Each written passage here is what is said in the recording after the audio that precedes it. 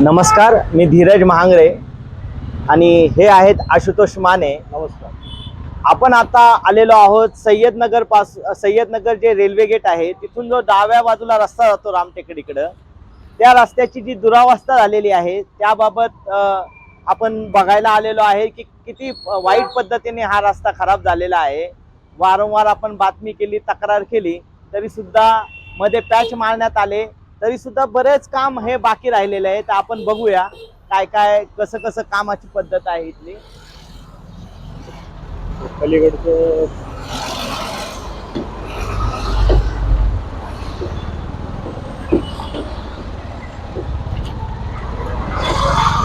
तर हे बघा, हे मध्ये जे पॅच मारले, हे पॅच बघा कसे मारलेले आहेत आणि हे कसा राहिलेला आहे हा रस्ता करायचा.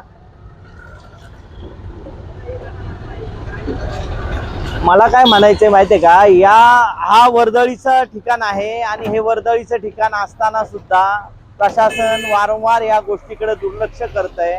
अनेक ठिकाणी रोड हा खराब झालेला आहे आणि हा खराब रोड असताना सुद्धा प्रशासन का दुर्लक्ष करतंय काही कळत नाही.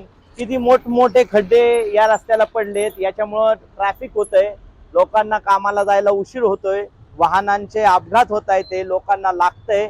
काही दिवसांपूर्वीच इथं एका महिलेचा अपघात झाला आणि त्यात ती मृत्युमुखी पडली होती. हे सगळं असताना प्रशासनाचं का या बाजूला पाठ दाखवते प्रशासन हे काही कळत नाही. तुम्हाला काय म्हणायचंय याबाबत? याबाबत आता माग हा रस्ता खूप खराब झाला होता. वारंवार तक्रार देऊन त्यांनी हे पॅचेस मारले. तो पॅच पण त्यांनी अर्धवटच मारलाय. ही बाजू त्यांनी तशीच ठेवली. त्याच्यामुळे वाहतुकीची कोंडी निर्माण होती आणि पुढे सुद्धा त्या ठिकाणी एक चेंबर तुटलेला आहे. त्या चेंबरमुळे सुद्धा मध्येच बॅरिकेडिंग लावल्यामुळं गाड्यांना यायला जायला खूप त्रास होतोय आणि जे की खूप धोकादायक पण आहे आणि त्याच्यामुळं वाहतुकीला खूप कोंडी निर्माण होती. त्याकडे सुद्धा प्रशासनाने लक्ष ठेवायला पाहिजे.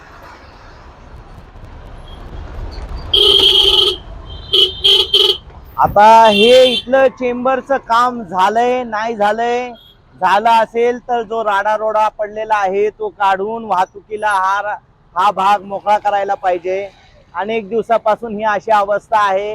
हे जे खड्डे पडलेले आहेत ते बघा, हे खड्डे इथून त्या रेल्वे गेट पर्यंत हे असेच खड्डे आहेत. मध्ये मध्ये काही प्रमाणात पॅच मारलेले आहेत पण ते पुरेसे नाही आहेत, ज्याच्यामुळं वाहतूक सुरळीत होत नाहीये. हे पॅच हे अर्धवट मारले गेल्यामुळे वाहतुकीची समस्या तशीच राहिलेली आहे.